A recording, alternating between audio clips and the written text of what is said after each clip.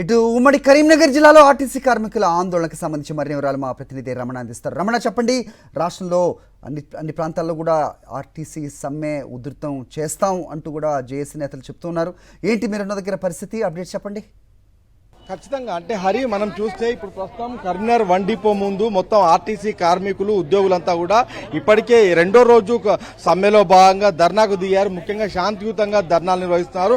అయితే మొదటి రోజు దాదాపు సగానికి పైగా బస్సులు నడిపామని చెప్పేసి ఆర్టీసీ యాజమాన్యం చెప్తుంది. కానీ మొత్తంగా మనకు 11 డిపోలో దాదాపు సుమారు 1000 బస్సులకు గాను సగానికి పైగా నడవడంతో కొన్ని ప్రాంతాలకు కొన్ని రూట్లలో చాలా మంది ప్రయాణికులు ఇబ్బంది పడతారు. అయితే కేబినెట్ చర్చలో ముఖ్యంగా దీనిపైన ఒక సానుకూల నిర్ణయం వస్తే గనక ఈ ఆర్టీసీ ఉద్యోగులు అదేవిధంగా అటు ప్రభుత్వానికి మధ్య నెలకొన్న ఈ ప్రతిష్టంభన వీడుతుందని చెప్పేసి ఇక్కడ ఆర్టీసీ కార్మికులు భావిస్తున్నారు. ముఖ్యంగా ఇది మధ్యతరగతి సామాన్య తరగతికి సంబంధించిన ఒక లైఫ్ లైన్ అని చెప్పుకోవచ్చు. ఈ నేపథ్యంలో ఆర్టీసీ కార్మిక ఉద్యోగ సంఘాలు ఏం చెప్తున్నాయి ఒకసారి మనం మాట్లాడించే ప్రయత్నం చేద్దాం.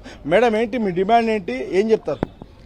సార్, మాకు మేనిఫెస్టోలో పెట్టారు సార్, వాళ్ళే పెట్టిరు. వాళ్ళు పెట్టినా మేము అడుగుతున్నాం సార్. మాకు ఆర్టీసీని ప్రభుత్వంలో విలీనం చేయాలి. ఒకటి, రెండవది 2 పే స్కేల్ రావాలి. మేము ప్రభుత్వానికి వ్యతిరేకం కాదు సార్. మాకు యూనియన్లు కావాలి. మాకు ఏదైనా బాధ వస్తే చెప్పుకోవడానికి యూనియన్లు కూడా లేవు సార్. ఇంటి పెద్దలాగా ఒక దిక్కు ఏది లేదు సార్. మాకు చాలా కష్టాలు అనుభవిస్తున్నాం సార్. మాకు ఇప్పుడు వచ్చేది మే 1 ఉన్నది కాబట్టి కార్మికుల దినోత్సవం ఉంది.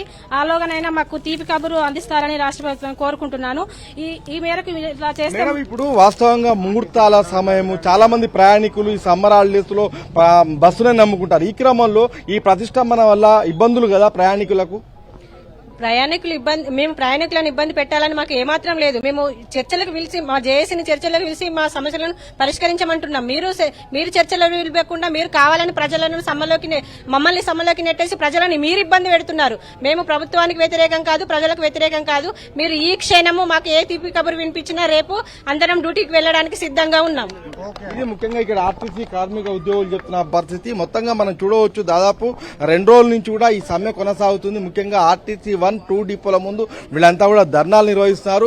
శాంతియుతంగా ధర్నాలు నిర్వహించుకుంటే పర్లే అని చెప్పేసి పోలీసులు చెప్తున్నారు. పోలీస్ సెక్యూరిటీ మధ్యలో మొత్తంగా ఈ నిరసనలు కొనసాగుతున్నాయి. మరి కేబినెట్ చర్చలో దీనికి సంబంధించి ఒక సానుకూలమైన నిర్ణయం వస్తుందా, ఈ ప్రతిష్టంభన వీడుతుందా, ప్రయాణికులకు వాళ్ళ ప్రయాణం సులభతరం అవుతుందనేది చూడాల్సి ఉంది. మొత్తంగా కరీంనగర్ లో రెండో రోజు కూడా ఉధృతంగా ఆర్టీసీ సమ్మె కొనసాగుతున్న దృశ్యాలను మనం చూస్తున్నాం. Hari, right, thanks for the inputs Ramana.